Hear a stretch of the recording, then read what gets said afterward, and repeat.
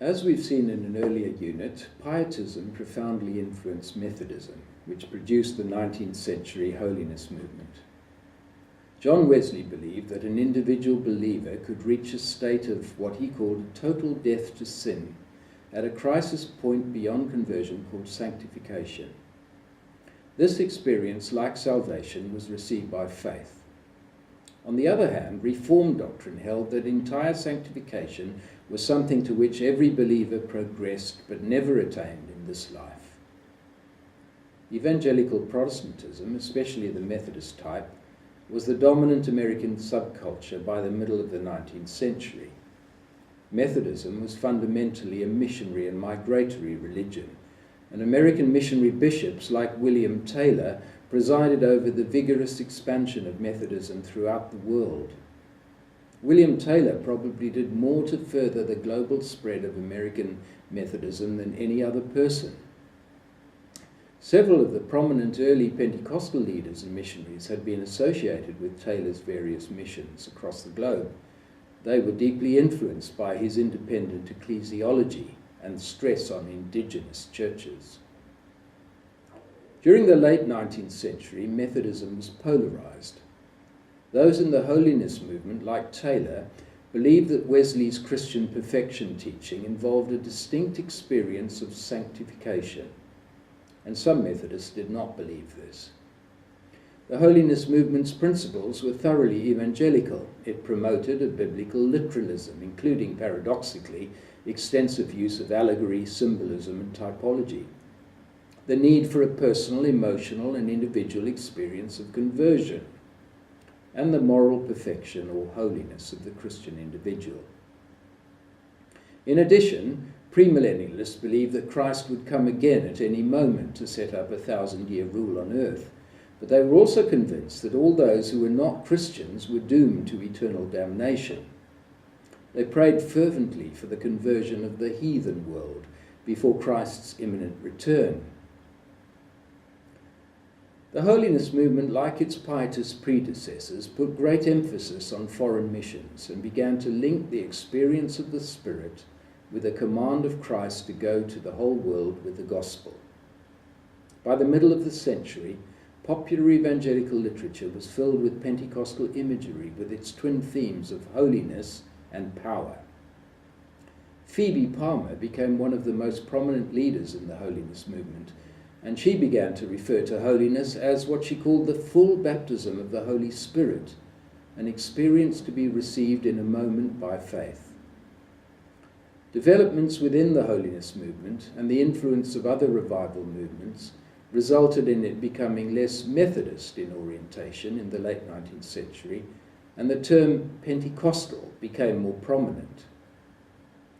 The experience of the Spirit was linked with the search for the power of Pentecost, a new development that was to gain momentum and overtake the earlier emphasis on perfection. The Salvation Army was a holiness denomination in Britain, founded by the former Methodist minister William Booth. More than any other holiness group, they combined their passion for holiness with social activism.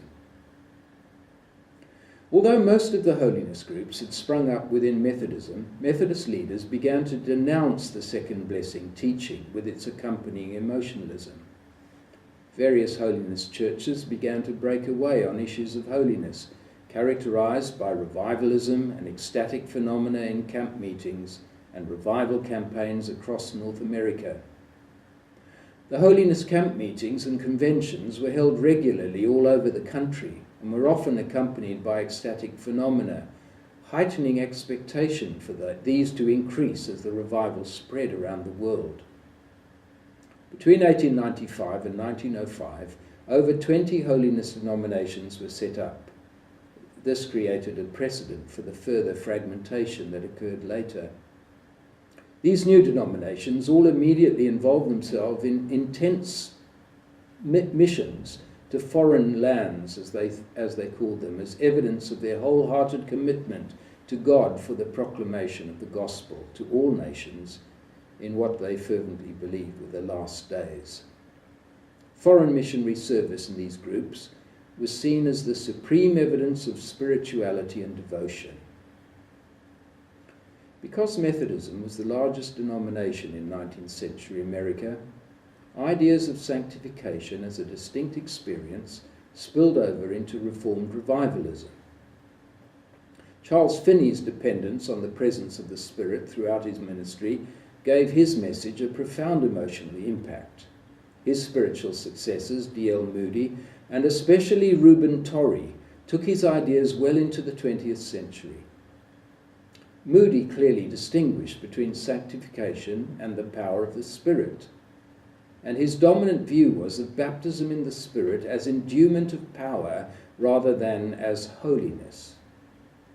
In particular, this change of emphasis was taught by R.A. Torrey, Moody's successor, who wrote that the baptism with the Spirit was a definite experience, as he put it, distinct from and additional to his regenerating work, and always connected with and primarily for the purpose of testimony and service.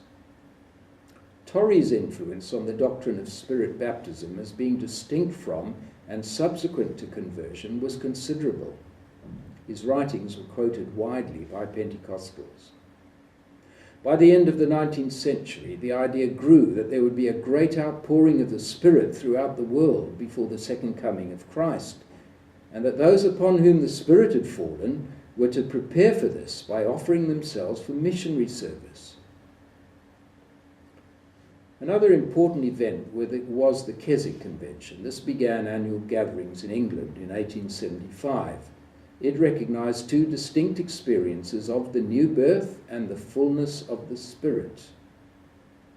Although Keswick saw the fullness of the Spirit in terms of holiness, or what they called the higher Christian life, Keswick was more affected by Anglican evangelicals and Reformed teachers.